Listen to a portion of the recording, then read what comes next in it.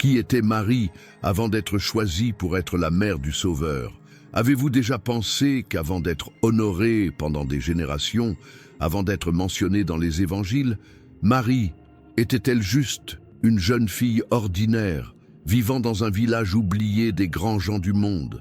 Et si je vous disais que c'est justement cette simplicité qui la rend parfaite aux yeux de Dieu? Préparez-vous, parce que ceci, histoire biblique, cela vous fera voir la mère de Jésus comme vous ne l'avez peut-être jamais vue auparavant. À l'époque où les Romains dominaient la Judée, l'espoir d'Israël résidait dans les Écritures. Le peuple attendait la venue du Messie, mais personne n'imaginait que la promesse se réaliserait à travers un adolescent anonyme parmi les nobles, sans pouvoir, sans richesse. Marie de Nazareth. Je vivais dans une culture où les femmes étaient presque invisibles. Ses rêves étaient probablement silencieux. Ses journées étaient marquées par les tâches domestiques et son avenir, comme celui de beaucoup d'autres, était façonné par un mariage arrangé. Il n'y avait aucune notoriété, aucun prestige. Elle était pauvre, inconnue, invisible au monde, mais pas à Dieu. Et c'est là que le récit devient puissant. Parce qu'au milieu de tant de noms et de familles importants, le regard de Dieu s'est tourné vers Marie. Cela nous apprend quelque chose de profond. Dieu voit ce que les hommes ne voient pas. La société juive de l'époque imposait de sévères limites aux femmes. Elles ne pouvaient pas témoigner devant les tribunaux, recevaient rarement une éducation formelle et vivaient sous l'autorité des hommes. Et pourtant, c'est à l'une de ces femmes, une jeune femme qui n'avait sans doute jamais quitté son village, que le Créateur de l'univers a confié la mission d'engendrer le Sauveur du monde. Pouvez-vous en sentir le poids? L'histoire de Marie ne commence pas par des miracles. Cela commence par le silence, l'anonymat, l'attente. Et c'est peut-être pour cela qu'elle parle si fort au cœur de ceux qui vivent aujourd'hui oubliés, limités, discrédités, parce que l'histoire de Mary est la preuve vivante que Dieu choisit l'improbable pour accomplir l'impossible. Mais tout cela n'était encore qu'un début. Et c'est dans ce scénario commun de poussière et de routine que quelque chose d'extraordinaire s'est produit. C'est dans ce scénario ordinaire de poussière et de routine que quelque chose d'extraordinaire s'est produit. Au milieu d'un après-midi, le ciel s'inclina devant la terre et l'ange Gabriel est apparu devant Marie avec un message qui allait changer à jamais l'histoire de l'humanité. Il l'appela par son nom, chose rare et puissante à cette époque, et déclara « Salut, bienheureux, le Seigneur est avec toi ». Pouvez-vous imaginer le cœur de Marie à ce moment-là? La peur, la surprise, le doute, et en même temps la présence de quelque chose de divin, plus grand que tout ce qu'elle avait jamais connu. Ce qui semblait impossible se passait sous ses yeux. Et l'humble jeune femme, sans position sociale, sans titre, sans rien de ce que le monde valorise, fut appelée à une mission éternelle. C'est ainsi que Dieu agit. Il ne regarde pas l'apparence ou les normes humaines, il voit le cœur. Et c'est précisément pourquoi des histoires comme celle de Mary continuent de nous apprendre aujourd'hui. Combien de fois nous sentons-nous petits, sans valeur, pas de force? Peut-être que vous qui regardez cette vidéo ressentez exactement cela en ce moment. Peut-être que votre vie est trop silencieuse, sans direction, sans espoir. Mais tout comme Dieu a vu Marie à Nazareth, il te voit aussi là où tu es, maintenant. Et c'est pourquoi je veux t'inviter à partir votre demande de prière ici, dans les commentaires. Cela peut être pour votre famille, pour votre santé, pour une décision difficile, ou encore pour votre foi fragilisée. Écrivez votre demande avec foi, car prions ensemble. J'ai lu tous les commentaires et croyez-moi, Dieu répond aux prières sincères faites avec un cœur brisé. Si ce mot vous a parlé jusqu'à présent, clique pas comme afin que davantage de personnes soient touchées par ce message. ET. Abonnez-vous à la chaîne pour ne pas manquer les prochains récits bibliques qui renforceront votre foi et renouvelleront votre espérance. Ce n'est que le début, parce que ce qui est arrivé à Maria par la suite vous touchera d'une manière que vous n'auriez peut-être jamais imaginée. Ce qui s'est passé ce jour-là à Nazareth n'était pas quelque chose d'ordinaire, ce n'était pas quelque chose de naturel. C'était une intervention divine, un moment où le ciel a touché la terre d'une manière directe et inoubliable. Maria, cette jeune femme qui menait une vie simple, probablement entre tâches domestiques et prières discrètes, se retrouva soudain confrontée à quelque chose qui dépassait toutes les limites de la logique et de l'entendement humain. Le texte sacré de Luc 1, 26-38 nous raconte en détail cet épisode qui a tout changé. L'ange Gabriel fut envoyé par Dieu dans cette petite ville de Galilée, non dans la maison d'un roi, non dans le temple des prêtres, mais dans la maison d'une jeune fille vierge, promise en mariage à un homme appelé Joseph. Et cette fille était Mary. L'apparition de Gabriel était inattendue, choquante, surnaturelle. Imaginez l'impact émotionnel de voir un être céleste devant vous, parlant avec autorité, avec douceur, avec une présence qui remplissait l'environnement de peur, mais aussi de paix. Ses paroles étaient directes et puissantes. « Réjouis-toi, le plus favorisé, le Seigneur est avec toi. » Maria fut profondément troublée par cette salutation. Et c'est important car cela montre son humanité. La Bible dit qu'elle a été bouleversée par ces paroles et qu'elle a essayé de comprendre de quel genre de salutation il s'agissait. Elle n'avait pas l'habitude d'être remarquée, encore moins exaltée. Elle ne se considérait pas comme quelqu'un de favorisé ou de spécial. Et peut-être que, comme Marie, vous avez aussi du mal à vous voir comme Dieu vous voit. Mais c'est là que commence le miracle. Dieu nous appelle avant même que nous comprenions ce qu'il fait.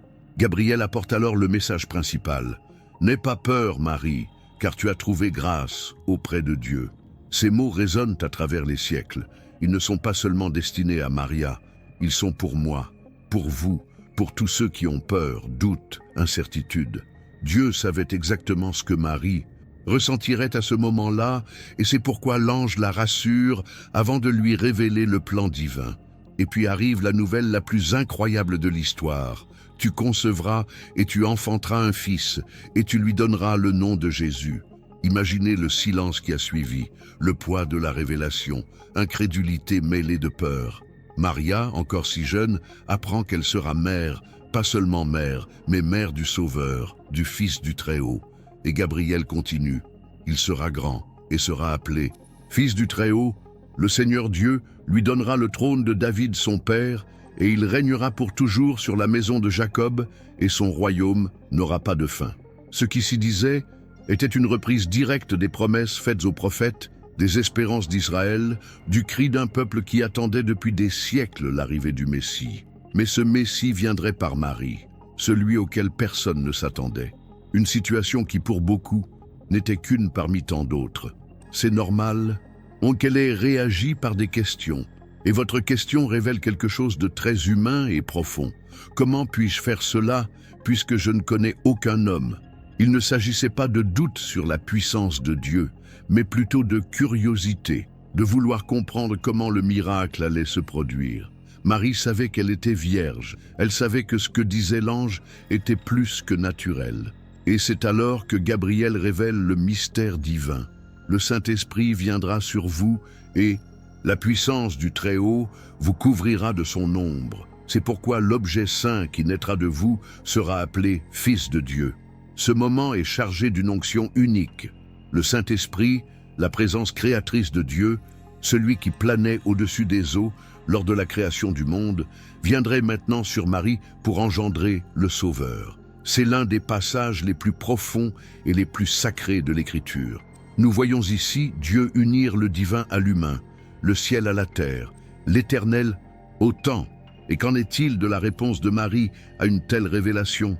Elle ne s'enfuit pas, elle ne négocie pas, elle se rend. Avec un cœur humble et une foi ferme, elle dit « Voici la servante du Seigneur, qu'il me soit fait selon ta parole ». Ce n'est pas seulement une belle phrase, c'est un acte d'abandon total. C'est comme si Marie disait « Même si je ne comprends pas tout, même si j'ai peur, même sans savoir ce que cela va me coûter, je l'accepte ». Cette réponse nous apprend beaucoup sur la foi. La foi n'est pas l'absence de peur. La foi, c'est faire confiance même lorsque tout semble impossible. Marie a accepté la mission que Dieu lui a confiée sans exiger de garantie, sans demander de signes, sans exiger des explications complètes. Et c'est à ce moment-là que le plan de salut commença à s'accomplir visiblement sur terre. Il est impossible de ne pas s'émouvoir en pensant à ce qui s'y passait. Une jeune fille, dans un village oublié, reçut la visite d'un ange et reçut la plus grande mission qu'on puisse recevoir. Mais cela nous amène aussi à nous demander, Dieu appelle-t-il encore aujourd'hui les gens simples? Parle-t-il encore à ceux qui n'ont pas de nom, qui n'ont pas de renommée, à qui personne n'attend rien d'eux? La réponse est oui. Dieu choisit toujours l'improbable pour expérimenter l'impossible. Et peut-être qu'il vous parle maintenant, à travers cette histoire. Peut-être ressentez-vous quelque chose dans votre cœur, un contact, une agitation, un désir de dire oui aussi. Alors, si ce message vous a parlé, laissez votre demande de prière dans les commentaires. Créons ici un espace de foi et d'intercession. Écrivez ce qu'il y a dans votre cœur, que ce soit pour vous-même, pour votre famille, pour votre foi, pour une direction que vous avez besoin d'entendre de Dieu. Et si tu veux, utilise des mots comme « me voici »,« oui monsieur » ou simplement « Marie » pour déclarer que vous aussi, vous voulez faire confiance comme elle. N'oubliez pas de j'aime cette vidéo s'il a touché ton cœur et abonnez-vous à la chaîne pour accompagner d'autres histoires bibliques qui renforcent la foi et nous rapprochent du but que Dieu a pour nous. La réponse de Marie résonne encore aujourd'hui comme l'une des déclarations de foi et de soumission les plus profondes que l'on trouve dans tout le récit biblique. Quand elle dit « qu'il me soit fait selon ta parole », elle n'accepte pas seulement une mission, elle donne tout, votre volonté, votre avenir, votre corps, votre réputation. Elle dit à Dieu, même si je ne comprends pas tous les détails, même si je sais que cela pourrait me coûter tout ce que j'ai, je te fais confiance. Ce n'est pas seulement un beau verset à citer dans les sermons, c'est le portrait d'une foi vivante, d'une foi qui s'abandonne, d'une foi qui n'exige pas de contrôle. Et quand Marie dit cela, elle n'est pas dans un temple, elle n'est pas entourée de prêtres ou de foules. Elle est seule face à un ange, face à l'impossible. Et pourtant, elle choisit de faire confiance. Pensez-y avec moi. Combien de personnes auraient dit non à ce moment-là? Combien auraient hésité, demandé plus de temps, plus de signes, plus de confirmation? Marie n'avait aucune garantie que Joseph la croirait. Il n'y avait aucun moyen de prédire la réaction de sa famille et encore moins de celle de la communauté qui l'entourait. Une femme enceinte, sans être mariée, dans la culture juive de l'époque, pouvait être lapidée. Elle le savait. Et pourtant, elle a dit oui. C'est pourquoi qu'il me soit fait selon ta parole a un tel poids glorieux. C'est une petite phrase, mais elle a des implications éternelles. C'est grâce à cette réponse que le projet de rédemption a commencé à prendre forme dans le ventre d'une jeune femme. Marie n'a pas seulement accepté d'être utilisée par Dieu, elle s'est donnée entièrement. Le plus impressionnant est que Dieu ne l'a pas forcée. L'ange annonça, expliqua, puis attendit la réponse. Et cela en dit long sur le caractère de Dieu. Il nous appelle, nous présente sa volonté, mais attend de nous que nous choisissions. Il honore le libre arbitre.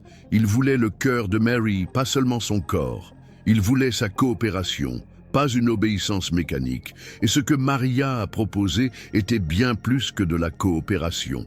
C'était l'amour, c'était la foi, c'était l'abandon. Cette réponse de Marie est un appel à nous tous qui vivons aujourd'hui, dans des temps si incertains.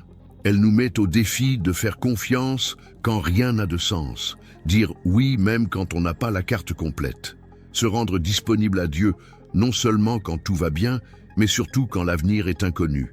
Le courage de Marie n'était pas un courage bruyant, c'était silencieux, ferme, intérieur. Elle n'est pas sortie en criant qu'elle serait la mère du Sauveur. Il n'a pas recherché la reconnaissance, il n'a pas essayé de l'utiliser pour obtenir un statut ou une gloire. Elle l'a gardé dans son cœur et suivi, porter non seulement un fils, mais une mission. Et cette mission allait tout changer. Sa vie de jeune femme allait complètement changer. Les rêves d'un mariage ordinaire, d'une routine paisible, ont été brisés. À partir de ce moment, elle devient la cible de jugements, de regards obliques et de commentaires malveillants. Et elle le savait. Mais elle savait aussi que si Dieu l'appelait, il la soutiendrait également. Et c'est quelque chose que nous devons apprendre de Marie. La conviction que si Dieu nous appelle, il nous donne aussi la force nécessaire pour suivre. Ne pensez pas qu'elle n'avait pas peur. L'ange lui-même dit « Ne crains rien, Marie ». Dieu connaît nos émotions. Mais Marie n'a pas laissé la peur être plus grande que la foi. Elle avait peur, certes, mais elle a agi malgré cela. Et c'est ça le courage. Le courage n'est pas l'absence de peur. Le courage avance même si vous tremblez intérieurement. Et c'est ce qu'elle a fait. En disant « Qu'il me soit fait selon ta parole », Marie a remis son histoire entre les mains de Dieu. Elle a cessé d'être l'auteur de son propre scénario et est devenue partie intégrante d'un projet plus vaste. Et parfois, nous sommes invités à le faire aussi. Dieu nous appelle à abandonner le contrôle, à lui faire confiance même lorsque tout semble s'effondrer.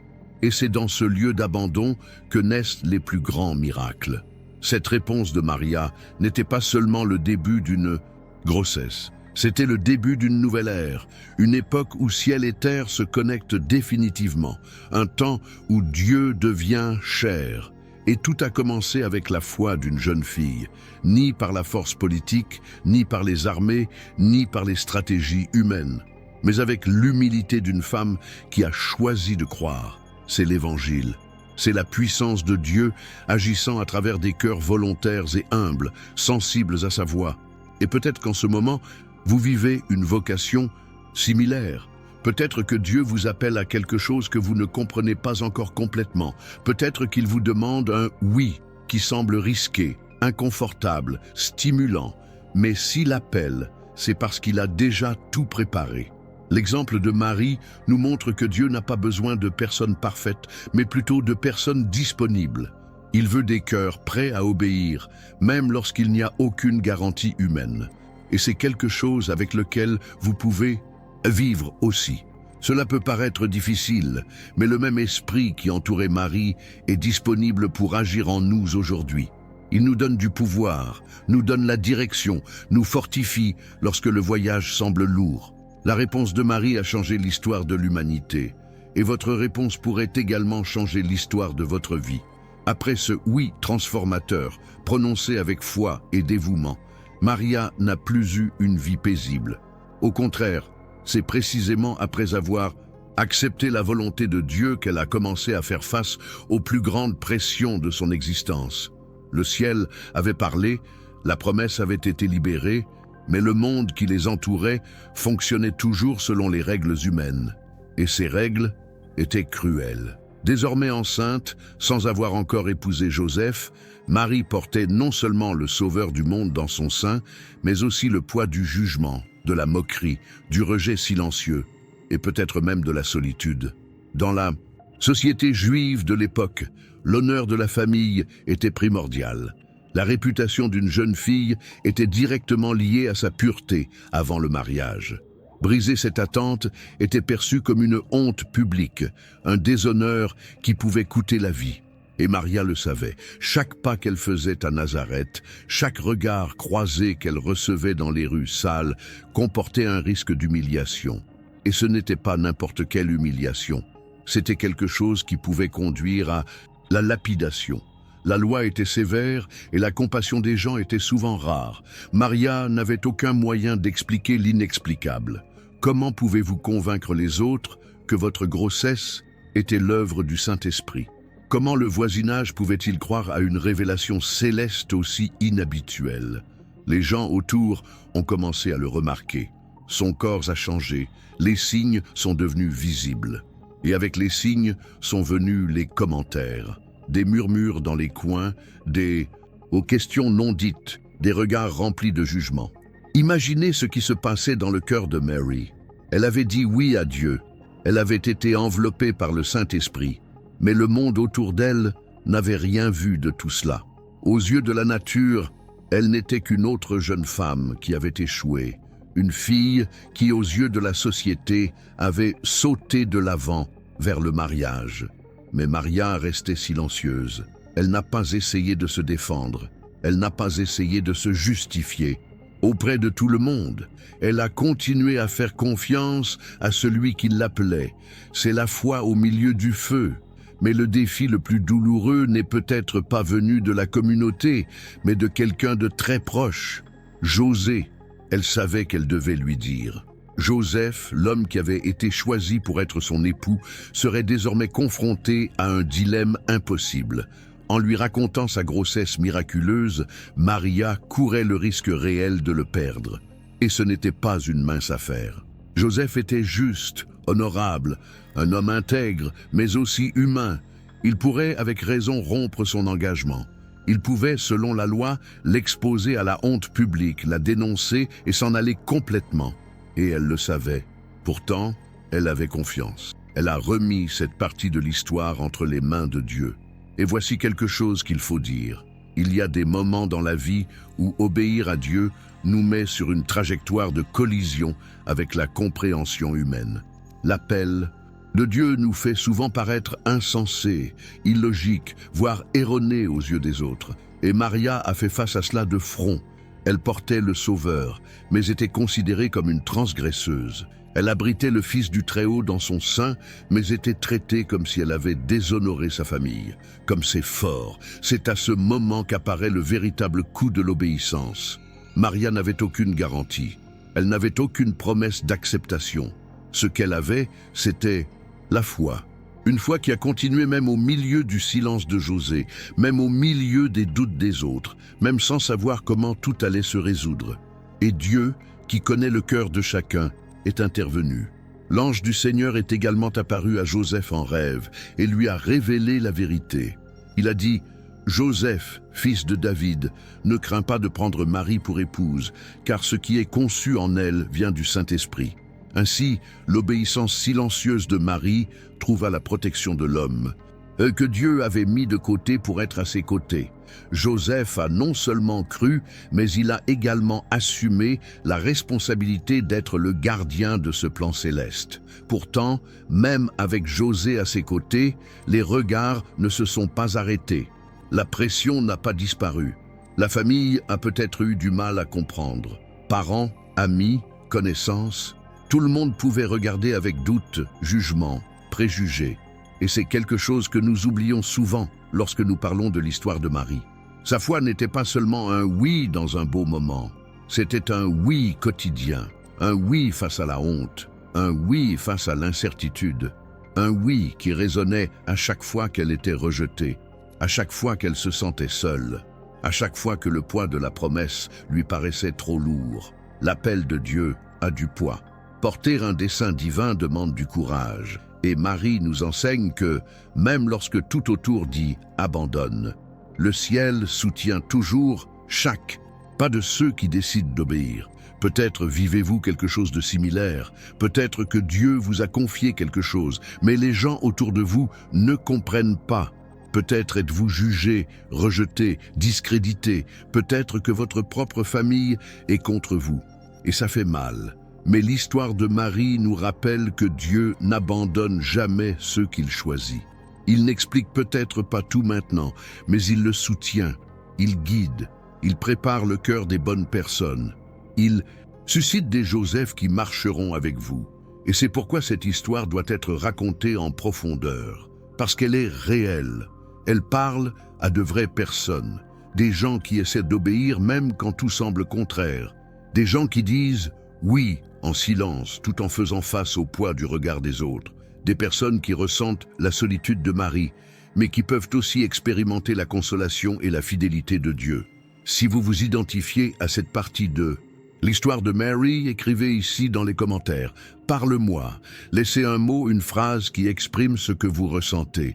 Cela pourrait être quelque chose comme « je suis aussi jugé » ou même sans comprendre, j'ai confiance, ou même juste le mot foi, si c'est tout ce que vous pouvez écrire aujourd'hui.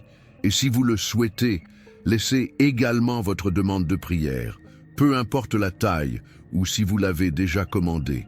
Écrivez avec foi, prions ensemble. Dieu vous regarde avec le même amour et le même soin qu'il a regardé Marie. Joseph. Un nom qui passe souvent inaperçu lorsqu'on raconte l'histoire de la naissance de Jésus, mais qui a un poids énorme dans les desseins de Dieu. Et peut-être qu'en poursuivant ce que nous avons vu jusqu'à présent, vous commencerez peut-être à comprendre pourquoi la figure de Joseph est si essentielle dans le parcours de Marie. Après tout, Accepter l'appel divin est une chose, mais marcher avec quelqu'un qui comprend, soutient et protège cet appel, cela change tout. Marie avait déjà dit son oui à Dieu. Elle s'était déjà abandonnée avec foi au projet céleste. Mais ce qui allait suivre exigerait de sa part non seulement de la foi, mais aussi une stabilité émotionnelle, une protection pratique et quelqu'un à ses côtés prêt à assumer une mission qui n'était pas la sienne d'origine, mais qui deviendrait la sienne par choix. Et c'est là qu'intervient José. La Bible nous dit que Joseph était un homme juste, et ce n'est pas pour rien. Ce mot, dans le contexte biblique, parle d'intégrité, de crainte de Dieu, de droiture de caractère. Et lorsqu'il a découvert que Maria était enceinte et que l'enfant n'était pas le sien, on imagine le tourbillon d'émotions qui s'est formé dans son cœur. Il avait toutes les raisons d'être méfiant, d'être triste, de vouloir mettre fin à cette relation. Joseph savait que, par la loi, il pouvait dénoncer Marie publiquement. Et si elle faisait cela, elle risquerait de se faire défoncer. Mais son cœur était différent. Même s'il pensait que Maria l'avait trahi, il pensait la quitter en secret pour ne pas la gêner. Cela nous montre déjà la profondeur du caractère de Joseph. Il ne voulait pas se venger. Il voulait agir avec justice et miséricorde. Mais Dieu ne permettrait pas à Joseph de quitter cette histoire. Non pas parce qu'il était obligé de participer, mais parce que Dieu avait séparé Joseph pour qu'il soit l'homme idéal à côté de la femme idéale, au moment le plus important de l'histoire. Et puis l'ange lui apparaît en rêve. Le ciel intervient une fois de plus. L'ange explique tout, que Marie avait conçu par le Saint-Esprit, que ce qui se passait était le plan de Dieu, qu'il ne devait pas craindre de la prendre pour épouse, et plus encore, qu'il devait nommer l'enfant, Jésus. Ce détail est si profond. Nommer un enfant, dans le contexte juif, était un symbole de paternité, d'acceptation et de responsabilité. Joseph était appelé à prendre non seulement Marie, mais aussi le Fils de Dieu comme son propre fils. Et il obéit, sans hésiter, sans exiger de preuves. Il a fait confiance à la parole de Dieu et s'est positionné comme un soutien pour cette jeune femme qui portait le Sauveur. Et réfléchissez avec moi, combien de personnes dans la situation de José auraient fui? Combien auraient dit « ce n'est pas mon problème ». José, cependant, a décidé de marcher avec Maria, de la protéger, d'accepter cette grossesse devant la société, de prendre soin d'elle dans les moindres détails. Il était le gardien du plan divin. Et votre présence a fait toute la différence. Car oui, Marie a été choisie par Dieu. Mais Dieu a également préparé un compagnon juste, fort et sensible pour l'accompagner dans ce voyage. Quelqu'un qui non seulement croyait en la mission, mais était prêt à se sacrifier pour la voir se réaliser. Et cela nous enseigne quelque chose de puissant sur la réalisation des desseins de Dieu. Ces plans ne se réalisent souvent pas d'eux-mêmes. Ils nécessitent des partenariats, soutien mutuel, confiance entre ceux qui sont appelés à faire partie d'une même promesse. Joseph était le soutien humain dont Marie avait besoin. C'est lui qui, même sans avoir vécu la visite de l'ange de manière visible comme elle, a cru en ce qu'il avait entendu dans un rêve et a adopté une attitude de foi. Et à partir de là, tout a commencé à se mettre en place. Joseph et Marie marchaient ensemble. Et ne pensez pas que cela a été facile. Ils font face à des difficultés extrêmes. Le voyage à Bethléem avec Marie enceinte, l'accouchement dans des conditions précaires, la fuite en Égypte pour protéger Jésus de la persécution d'Hérode. Dans tous ces moments, José était là, et sa présence silencieuse, sa fermeté, son obéissance discrète étaient essentielles pour que le dessein de Dieu continue d'avancer.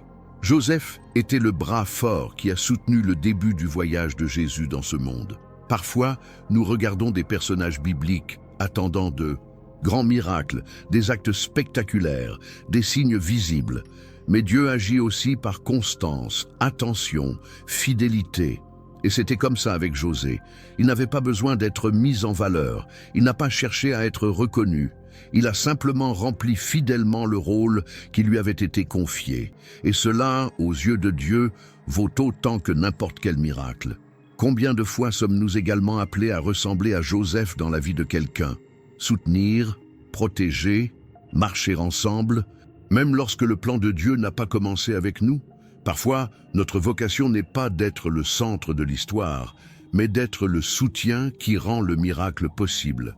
Et cela a autant de valeur que d'être sous les projecteurs. José l'a compris, il avait confiance, il a pris le relais. Il croyait même quand tout autour de lui pouvait le faire douter. Et c'est pour cela que sa présence, même discrète, est si frappante. Maria savait qu'elle pouvait compter sur lui. Et cela lui a donné la force de continuer. Savoir que quelqu'un croyait en votre mission, que quelqu'un serait à vos côtés, même face aux critiques, même face aux difficultés, était essentiel. Et lorsque Dieu unit les intentions, il unit également les cœurs prêts à supporter le poids de l'appel. Joseph n'était pas seulement le mari de Marie, il a été choisi pour être le père terrestre du Fils de Dieu. Il a appris à Jésus à marcher, à parler, à travailler. Il était un exemple à la maison. Il a enseigné aux garçons les Écritures, la vie et la responsabilité. Et tout a commencé avec un rêve et une décision de faire confiance. Peut-être qu'aujourd'hui, Dieu vous appelle à être cette figure de soutien dans la vie de quelqu'un. Peut-être qu'il vous demande de faire confiance à un plan qui n'a pas encore de sens, mais qui est construit avec des détails que lui seul peut voir. Ou peut-être vivez-vous comme Marie, avec un appel lourd, et en attendant que quelqu'un croie en vous. Dans les deux cas, cette histoire vous rattrape. Il vous invite à croire, à marcher, à soutenir, à obéir. La marche jusqu'à Belém n'a pas été seulement un long voyage, c'était une épreuve d'endurance physique, émotionnelle et spirituelle. Joseph et Marie, déjà mariés et engagés dans la mission que Dieu leur avait confiée, durent se soumettre à un ordre impérial. Le décret de César Auguste exigeait que chacun soit enregistré, chacun dans sa ville d'origine. Joseph était de la lignée de David, ce qui signifiait qu'il devait se rendre à Bethléem, la ville de ses ancêtres. Imaginez maintenant le scénario. Maria, dans les derniers jours de sa grossesse, doit affronter un voyage ardu d'environ 130 km de Nazareth à Belém. Il n'y avait pas de route pavée, ni de moyens de transport confortables. Le voyage s'effectuait à dos d'âne, voire à pied, sous le soleil brûlant du jour et le froid mordant de la nuit. Le corps fatigué, le poids du ventre qui avance, l'inconfort constant, tout cela faisait partie du plan. Cette scène à elle seule en dit long. Cela montre que l'accomplissement des promesses de Dieu ne se produit pas toujours dans des environnements favorables. Le chemin ne sera pas toujours droit et il n'y aura pas toujours de confort. Souvent, ce qui semble n'être qu'une obligation imposée par les autorités humaines est en réalité le ciel lui-même, qui orchestre chaque détail de la prophétie. Bethléem devait être la destination, non pas parce que Joseph l'avait choisi, mais parce que Dieu avait déclaré des siècles auparavant, par l'intermédiaire du prophète Michée, que de Bethléem viendrait celui qui gouvernerait Israël. Et Dieu ne manque pas à sa parole. Il déplace les rois, les empereurs et les décrets pour s'assurer que la promesse soit exactement tenue. Mais à leur arrivée à Belém, la ville était bondée. Beaucoup étaient venus pour le recensement. Des logements surpeuplés, des maisons exiguës, aucune porte ouverte pour ce couple fatigué. Maria, sur le point d'accoucher, n'arrivait même pas à trouver une chambre simple, pas de lit, pas d'abri décent. Il ne restait plus qu'une écurie. Un endroit où les animaux étaient gardés. Forte odeur, paille éparse, humidité de l'air. C'est là, dans cet environnement complètement contraire à la grandeur de ce qui allait arriver, que le Fils de Dieu est venu au monde. Jésus est né dans la simplicité la plus absolue, enveloppé dans des langes et couché dans une crèche, l'endroit où se nourrissent les animaux. Pouvez-vous ressentir la puissance de cette scène ? Celui qui soutient toute chose par la puissance de sa parole, le créateur de toutes choses, la parole faite chair, n'est pas né dans un palais ni dans un berceau d'or. Il n'y avait pas de procession royale, pas de tapis déposé. Il y avait de la paille, il y avait du silence, il y avait de la pauvreté. Et pourtant, le ciel touchait la terre plus profondément que jamais. Parce que Dieu n'a pas choisi la grandeur extérieure pour révéler sa gloire, il a choisi l'humilité, et cela a une profonde signification spirituelle. La naissance de Jésus dans une étable nous enseigne que la présence de Dieu ne dépend pas des apparences, ressources, positions sociales. La gloire de Dieu se manifeste partout où il y a de l'espace pour la recevoir. Et à ce moment-là, les grands de la société étaient trop occupés, leurs portes étaient trop pleines, leurs emplois du temps étaient trop chargés. Mais l'écurie, ce lieu ignoré, oublié, sans importance, était disponible. Cela parle directement de notre réalité. Combien de fois pensons-nous que nous devons être trop préparés pour que Dieu fasse quelque chose en nous, que nous devons être parfaits, purs, exceptionnels, pour qu'il se manifeste? Et puis nous oublions qu'il est né dans la saleté d'un corral. Cela ne diminue en rien sa majesté. Au contraire, exalte encore son humilité et son accessibilité. Jésus n'est pas venu seulement pour les grands, pour les sages, pour les rois. Il est venu pour tout le monde. Et la manière dont il est né le prouve. Il s'identifiait aux humbles, aux rejetés, aux oubliés. Il n'avait pas honte de la simplicité. Il est entré en elle. Et s'il a commencé sa vie terrestre dans un tel endroit, pourquoi pensons-nous qu'il ne peut pas naître dans nos cœurs, même lorsque tout autour de nous semble désorganisé, brisé ou ennuyeux? La naissance à Bethléem révèle également quelque chose de puissant dans le silence de Dieu. Aucun ange ne chantait visiblement au moment exact de la naissance. Il n'y avait pas de foule qui regardait. Ce fut un moment intime et silencieux entre Marie, Joseph et le nouveau-né. Parfois, les miracles les plus profonds se produisent loin des projecteurs. Parfois, le plus grand mouvement de Dieu se produit en silence. Pendant que tout le monde dormait, le Sauveur est arrivé. Alors que les portes étaient fermées, Dieu a ouvert une nouvelle ère. Et cela nous montre que l'action divine ne s'accompagne pas toujours de signes spectaculaires, mais elle est réelle, présente et transformatrice. Maria, cette nuit-là, n'avait pas de sage-femme. Il n'y avait aucun réconfort. Mais sa promesse a été tenue. Et c'était suffisant. Elle a vu le visage du Sauveur, enveloppé de tissu, enveloppé de chair humaine. Et dans ce regard, elle a vu que chaque sacrifice en valait la peine. José était là aussi, tenant dans ses bras ce bébé qu'il n'avait pas engendré, mais qu'il aimerait comme si c'était le sien. Là, dans cette scène simple et silencieuse, Dieu a commencé à changer l'histoire du monde.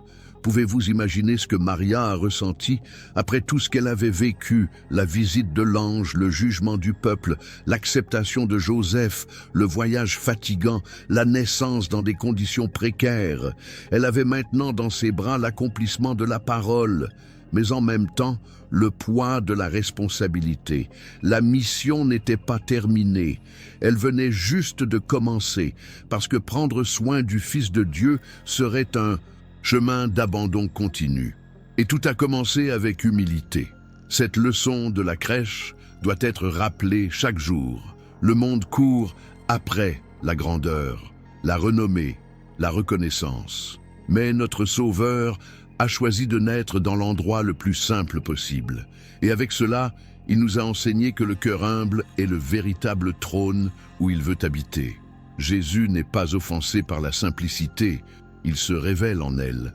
Il ne reste pas à l'écart des plus petits, il s'approche d'eux.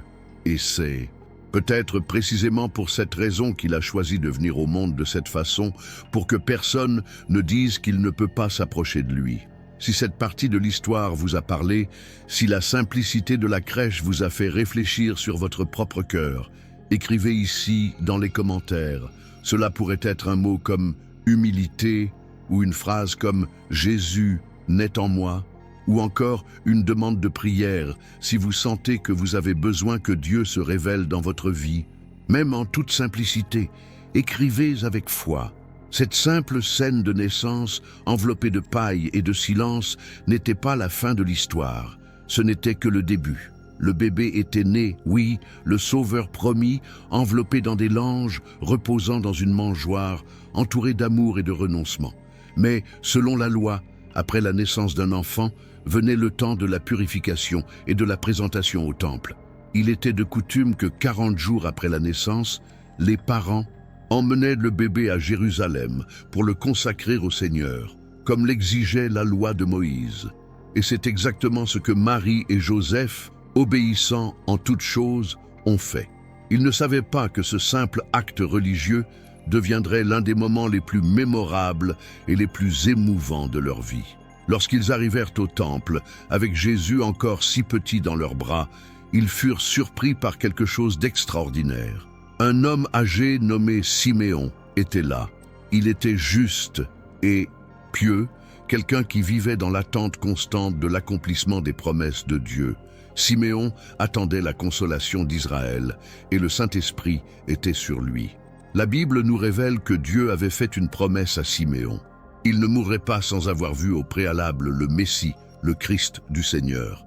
Et ce jour-là, poussé par l'Esprit, il se rendit au temple. Ce n'était pas une coïncidence, c'était une direction divine. Siméon ne savait pas qui était Joseph, Marie ou ce bébé dans ses bras, mais l'Esprit le conduisit directement vers eux.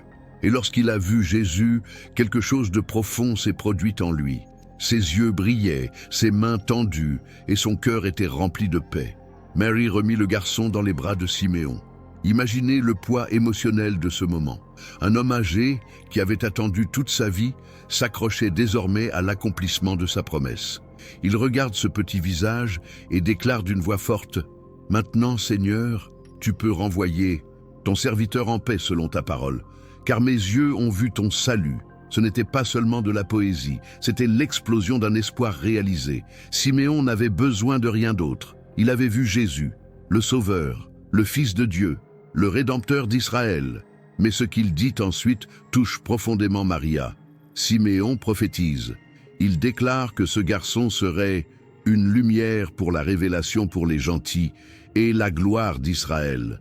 Jusque-là, tout était beau. Mais ensuite, il se tourne vers Marie et dit quelque chose d'inattendu, quelque chose qui transperce l'âme de toute mère. Ce garçon est destiné à la fois à la ruine et à l'élévation de beaucoup en Israël, et à être contredit. Et, la regardant directement dans les yeux, il ajoute « Et une épée transpercera votre propre âme ». Cela tomba comme un poids invisible sur le cœur de Marie. Elle entend ces mots sans bien les comprendre, mais avec une sensibilité que seule une mère peut ressentir. Ce fils qu'elle portait, désormais dans ses bras, qui était la joie de son cœur, serait aussi la source d'une grande douleur. C'est à ce moment que Marie commence à réaliser que son chemin de mère du Sauveur ne sera pas seulement fait de lumière et de miracles, mais aussi d'ombre et de larmes. L'épée prophétisée par Siméon n'était pas physique, mais spirituelle, émotionnelle et profonde. Et elle savait, d'une manière ou d'une autre, qu'elle commençait à emprunter un chemin où la foi devrait être plus grande que n'importe quelle peur. Et comment a-t-elle géré tout cela? La Bible nous donne un indice aussi beau que puissant. Marie a gardé toutes ces choses dans son cœur. Elle ne s'est pas répandue, commentée, expliquée, essayant de tout comprendre logiquement. Non, réfléchit-elle, elle était silencieuse, elle a médité, elle gardait vivantes ses expériences en elle, comme quelqu'un qui collectionne des souvenirs sacrés. Ce geste de le garder dans son cœur n'est pas seulement une manière poétique de s'exprimer, c'est une posture spirituelle. Marie construisait en elle-même un temple de mémoire divine. Elle a compris que ce que Dieu fait n'est pas toujours immédiatement clair. Mais même sans tout comprendre, elle faisait confiance. Et c'est la foi. Le garder dans votre cœur est l'attitude de quelqu'un qui valorise ce que Dieu dit, même sans avoir une vue d'ensemble. Et ce faisant, Marie est devenue un modèle silencieux de dévotion, de sensibilité spirituelle et d'obéissance.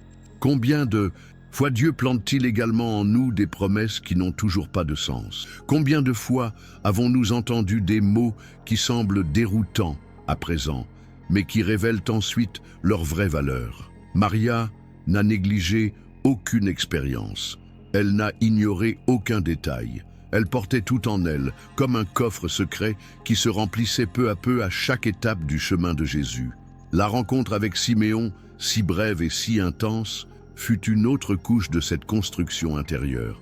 C'était une nouvelle confirmation que ce qu'elle portait, ce à quoi elle tenait, ce qu'elle avait accepté était sacré, mais ce ne serait pas facile. La prophétie de Siméon montre que Jésus diviserait les opinions. Il serait accepté par certains, rejeté par beaucoup. Ce serait un signe de contradiction. Cela touche aussi directement le cœur de Maria, car tout rejet de son fils serait, d'une certaine manière, une blessure pour elle. Et pourtant, elle est restée ferme, silencieuse, faite, attention, loyale.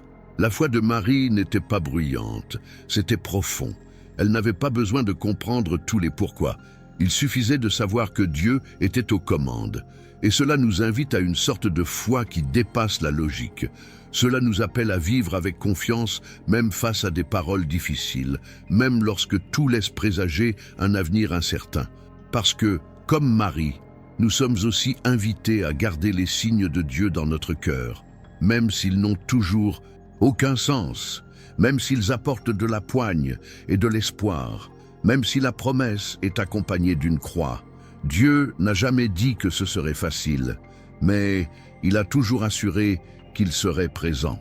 Marie n'était pas seulement la jeune femme choisie par Dieu pour donner naissance au Sauveur. Elle fut, tout au long de sa vie, un exemple vivant des vertus éternelles qui continuent de nous défier aujourd'hui. L'obéissance, la foi, le courage et l'humilité. Et nous ne parlons pas de belles paroles juste pour agrémenter des discours religieux. Nous parlons de caractéristiques réelles, vécues avec intensité dans la pratique, par une femme qui a affronté l'impossible avec un cœur dévoué. L'obéissance de Marie, ce n'était pas passif, c'était actif. Elle n'a pas seulement entendu la voix de Dieu, elle a répondu avec attitude. Depuis le moment où l'ange a annoncé le plan céleste jusqu'au dernier récit que nous avons d'elle dans les Écritures, nous voyons une femme qui a dit « oui » par des actions. Il ne s'agissait pas d'un « oui » émotionnel, éphémère et momentané. C'était un « oui » qui restait debout même face aux crises, même lorsque le scénario n'était pas favorable, même lorsque le silence du ciel régnait. L'obéissance de Marie était basée sur une confiance totale en Dieu. Elle n'avait pas besoin de toutes les explications. Elle a obéi parce qu'elle savait en qui elle croyait. Et cette obéissance n'était pas conditionnée au confort, à la reconnaissance ou à l'approbation des autres. Elle obéit anonymement. Il obéit avec douleur, il obéit même en silence. Et voici le foi. Marie est l'une des figures les plus puissantes de la Bible en matière de vraie foi. Pensez-y avec moi, elle a reçu une révélation incroyable. Elle concevrait le Fils de Dieu sans avoir de relation avec aucun homme. Une nouvelle qui pourrait être remise en question par n'importe qui, même par elle-même. Mais Marie ne doutait pas de la capacité de Dieu. Elle a demandé comment. Non pas pour discuter, mais pour comprendre. Et lorsqu'elle entendit la réponse de l'ange, elle se soumit à la volonté divine avec la foi de quelqu'un qui croit que l'impossible est tout simplement normal quand il s'agit de Dieu. La foi de Marie ne s'appuyait pas sur des signes constants ni sur des garanties humaines. Elle a vécu avec foi, même sans voir l'avenir, même sans contrôler le processus. Et cela nous enseigne que la foi, vraiment, c'est croire quand nous n'avons pas toutes les pièces du puzzle. C'est continuer à marcher alors que tout autour de nous nous dit de nous arrêter. Mais aucune de ces vertus n'aurait pu perdurer sans courage. Maria a été courageuse dans chaque choix. Elle a eu le courage d'accepter la mission. Courageux face à l'opinion publique, au regard critique, aux risques réels. Elle a eu le courage de dire oui à quelque chose qui pourrait lui coûter la vie. Courageuse lorsqu'elle s'est enfuie en Égypte avec Joseph, portant un bébé dans ses bras, simplement parce que Dieu lui avait donné une direction. Courageuse de suivre de loin le ministère de son fils, sachant que la fin pourrait être douloureuse. Courageuse lorsqu'elle se tenait au pied de la croix, voyant son fils crucifié, sans se cacher, sans fuir, sans se rebeller. Maria avait un courage silencieux, sans spectacle, mais qui soutenait son âme. Et le courage vient donc de la conviction que Dieu est présent, même lorsque tout semble perdu. Et peut-être que la vertu la plus profonde de Marie était humilité. Dès le début, on voit une jeune femme qui ne cherchait pas la gloire, qui ne courait pas après les projecteurs. Lorsque l'ange l'a qualifiée de miséricordieuse, elle a été surprise. Lorsqu'il chantait son cantique dans Luc 1, Il exaltait la grandeur de Dieu et non la sienne. Lorsqu'elle voyait des bergers et des sages venir adorer son fils, elle gardait tout dans son cœur sans s'énerver. Marie n'a jamais essayé de prendre la place de Jésus. Elle n'a jamais cherché à être adorée. Elle s'est toujours considérée comme une servante. Et c'est exactement pourquoi elle était si exaltée par Dieu. Parce que, comme Jésus lui-même l'enseignera plus tard, celui qui s'humilie sera exalté. Ces vertus qui ont marqué la vie de Marie n'étaient pas seulement de son époque. Ils sont pour aujourd'hui. Ils sont pour moi, pour vous, pour tous ceux qui veulent vivre une foi authentique. Et ce qui est beau, c'est qu'ils n'exigent pas que nous soyons parfaits, ils exigent simplement que nous soyons sincères. Le obéissance. Vous pouvez commencer par de petites étapes. Le foi. Elle peut s'épanouir au milieu des doutes. Le courage, cela peut apparaître même avec un cœur tremblant. Et l'humilité, cela peut être vécu chaque jour, dans de petits choix, dans la manière dont nous traitons les gens, dans la manière dont nous abordons les projets de Dieu. Vivre comme Marie nous invite à faire confiance sans contrôler, obéir sans négocier, croire sans voir, marcher sans applaudissements. Marie nous enseigne qu'il n'est pas nécessaire de tout comprendre pour faire partie du plan de Dieu. Il suffit de dire « oui » et de rester ferme, même quand le monde ne comprend pas, même quand tout semble contraire, même quand la promesse semble lointaine. Elle n'était pas parfaite, mais c'était complètement disponible. Et c'est cette disposition que Dieu recherche en nous. Peut-être avez-vous du mal à vous conformer. Ou essayer de garder la foi vivante au milieu de tant de luttes. Peut-être cherchez-vous le courage de passer à l'étape suivante, ou combattre l'orgueil et demander un cœur plus humble. Quel que soit le point de votre parcours, sachez que les vertus de Marie peuvent aussi s'épanouir dans votre vie. Ils ne sont pas inaccessibles. Ils sont possibles, car le même Dieu qui vous a fortifié est aussi avec vous. Si ce mot vous a touché, si vous souhaitez grandir dans ces vertus, écrivez ici dans les commentaires quelque chose comme « Je veux vivre comme Mary » ou « Seigneur, apprends-moi à obéir » ou même juste le mot « foi » si c'est ce dont votre cœur a le plus besoin aujourd'hui. Et si vous avez une demande de prière spécifique pour le courage, pour la foi, pour l'obéissance, pour l'humilité, laissez-la ici aussi. Je prierai avec toi. Tout au long de la mission de Jésus, Marie n'a jamais été une figure centrale sur scène, mais sa présence a été constante, ferme et pleine de sens. Elle n'a pas rivalisé pour l'espace avec les disciples. Elle n'a pas cherché à se faire remarquer, mais elle était là, comme une mère qui comprend le poids du dessein de son fils et, même sans tout comprendre, décide de rester. La Bible nous montre que Marie était plus que la femme qui a donné naissance au Sauveur. Elle était un témoin silencieux de chacun de ses pas, du premier miracle à la croix. Cela révèle quelque chose de puissant sur le rôle de la présence. Il n'est pas toujours nécessaire qu'elle soit bruyante pour être transformatrice. Aux noces de Cana, par exemple, il y avait Marie. La fête était en cours, le vin était épuisé et les mariés étaient au bord d'un embarras social majeur. C'était une situation simple aux yeux humains, mais pleine de signification spirituelle. Maria, sensible au moment présent, se rend compte du problème avant même qu'il ne soit dit. Elle ne panique pas, elle ne fait pression sur personne, mais elle va vers Jésus et dit simplement « Ils n'ont plus de vin ». C'est une phrase courte, mais pleine de foi. Elle ne demande pas directement un miracle, mais en présente le besoin. Et le plus beau, c'est ce qu'elle dit alors aux domestiques « Faites tout ce qu'il vous dit ». Ces paroles sont en fait un enseignement pour nous tous. Marie savait que Jésus avait le pouvoir, mais elle savait aussi que les miracles se produisent là où il y a l'obéissance. L'attitude de Marie à Cana montre sa foi pratique, sa confiance absolue dans l'autorité de son Fils. Et ce moment marque le début du ministère public de Jésus. Le premier miracle rapporté dans les évangiles a été précédé d'une simple intervention d'une mère qui savait qui était son fils. Elle le traitait non seulement comme le garçon qu'elle avait élevé, mais aussi comme le Fils de Dieu, le Messie, le Sauveur. Et malgré cela, elle est restée discrète. Marie n'a pas fait du miracle un spectacle sur elle-même. Il n'a pas cherché à se faire remarquer. Elle a simplement montré Jésus, comme elle le faisait toujours. mais le moment le plus intense, le plus douloureux, et en même temps le plus révélateur de la ferme présence de Marie fut celui du calvaire. Alors que beaucoup s'enfuyaient, que les disciples étaient dispersés par la peur, que la foule criait de moquerie, elle était là. Marie était au pied de la croix, assistée en silence à la crucifixion de son fils. La même chose qu'elle portait dans son ventre, qu'elle berçait dans ses bras, qui lui avait appris à faire ses premiers pas, était désormais là, clouée parmi les criminels. Et elle ne s'est pas enfuie. Elle est restée. Il n'y a pas de douleur comparable à celle d'une mère qui voit son enfant mourir, surtout d'une manière aussi cruelle. Et pourtant, Maria ne s'est pas effondrée. Son âme était transpercée par cette épée que Siméon avait prophétisée des années auparavant dans le temple.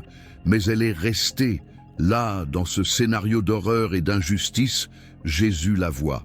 Du haut de la croix, même dans l'agonie, il la regarde, ainsi que son disciple bien-aimé Jean, et dit « Femme, voici ton fils. Fils, voici ta mère. » Ce soin de Jésus révèle l'importance de Marie jusqu'au dernier moment. Il lui confie la responsabilité de continuer à être mère, non seulement de lui, mais de l'Église. Et elle confie à Joan la mission de prendre soin d'elle. C'est tellement profond. Marie était présente au moment de la naissance, de la croissance, du début du ministère et maintenant au moment de la mort. En silence, mais avec toute l'âme, elle n'a pas abandonné son poste. La présence de Marie dans les moments les plus décisifs du ministère du Christ nous enseigne qu'il y a des personnes qui, même si elles ne disent pas grand-chose, soutiennent des guerres spirituelles tout au long de leur séjour. Des gens qui prient, qui intercèdent, qui marchent ensemble même s'ils ne comprennent pas tout. Marie représente ces cœurs fidèles, ceux qui ne font pas la une des journaux, mais qui font toute la différence dans le plan de Dieu. Et cet exemple nous interpelle aujourd'hui. Sommes-nous prêts à rester proches de Jésus même dans les moments de douleur ou tout simplement lors de moments festifs? Réfléchir à l'exemple de Marie n'est pas seulement un exercice d'admiration historique, c'est une profonde invitation à la transformation intérieure. La vie de cette femme simple de Nazareth continue de parler, d'enseigner, d'interpeller. Non pas parce qu'elle recherchait la reconnaissance, mais précisément parce qu'elle a vécu chaque détail de sa vocation avec un dévouement qui dépasse les générations. Dans des temps comme le nôtre, marqués par la précipitation, par l'ego, par le besoin de réponses immédiates, regarder Marie, c'est comme retrouver le centre de la foi chrétienne, l'obéissance absolue à la volonté de Dieu, même si elle ne semble pas avoir de sens. Marie nous enseigne que la foi, ce n'est pas tout comprendre, fait vraiment confiance en silence. C'est obéir quand le chemin n'est pas clair. C'est rester quand la douleur essaie de nous faire reculer. Et pourquoi? Avons-nous tant besoin de cet exemple aujourd'hui? Parce que nous vivons à une époque où les voix sont nombreuses, mais où les cœurs disponibles sont rares.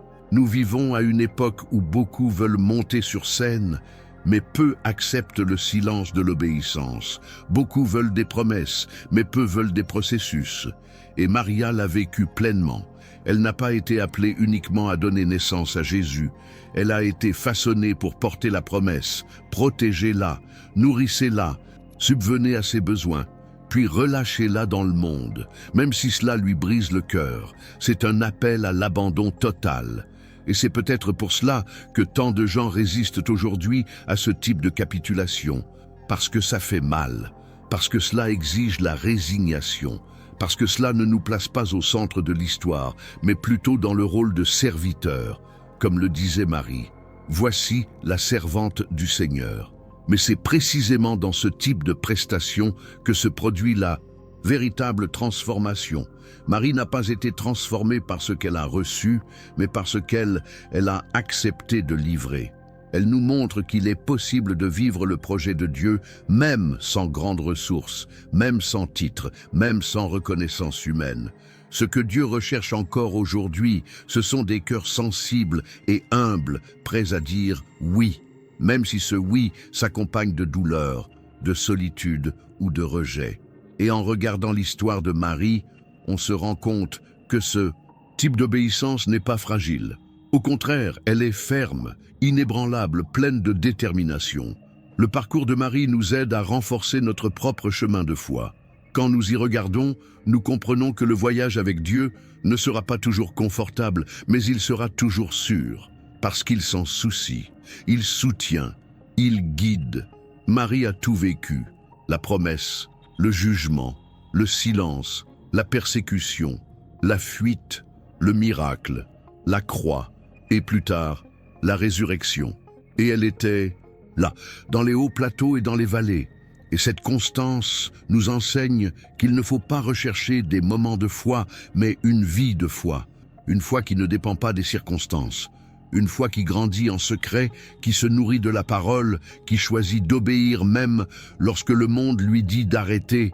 Maria nous enseigne également la beauté de ne pas avoir le contrôle. À une époque où tout nous pousse à maîtriser la vie, son exemple est libérateur.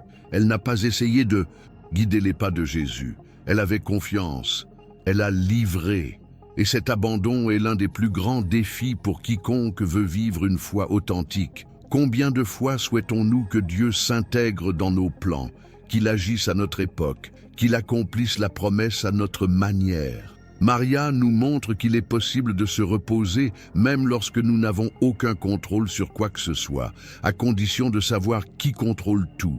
Parler de Marie n'est donc pas une vénération, ce n'est pas une exagération, ce n'est pas une tradition morte, c'est un apprentissage vivant. C'est un miroir spirituel qui révèle où nous sommes et où nous pouvons aller. C'est une source d'inspiration pour les mères, les pères, les jeunes, les personnes âgées, les hommes et les femmes qui veulent vraiment marcher avec Dieu. Si vous voulez apprendre à faire confiance, regardez Mary. Si vous voulez apprendre à obéir, regardez Marie. Si vous voulez rester ferme dans votre objectif, même dans les moments difficiles, regardez Maria. Elle n'est pas le centre du salut, mais elle portait dans son sein celui qui l'est. Et il l'a fait avec foi, obéissance, courage et humilité. Si vous êtes resté avec moi jusqu'ici, le cœur ouvert, suivant chaque détail de ce chemin de foi, je dois te remercier et vous donne également une invitation spéciale. Si ce message vous a touché d'une manière ou d'une autre, abonnez-vous à la chaîne maintenant, parce qu'il y a tellement plus à venir. Chaque semaine, nous apportons des histoires bibliques profondes, racontées d'une manière qui touche, enseigne et transforme. Et si vous êtes arrivé à la fin de cette vidéo, je veux savoir qui vous êtes. Commentez la phrase ci-dessous « Je veux vivre comme Marie ». Cela montrera que vous faites partie de cette communauté qui aime la parole et qui grandit avec nous. Ah, et n'oublie pas de laisser ton like, car cela aide beaucoup YouTube à diffuser ce contenu à davantage de personnes qui ont également besoin d'entendre ce message. Et maintenant, avant de partir, cliquez sur la vidéo suivante qui apparaît déjà ici sur votre écran. Votre voyage à travers la Bible continue et je suis sûr que Dieu veut encore beaucoup vous parler. Je t'attendrai là-bas.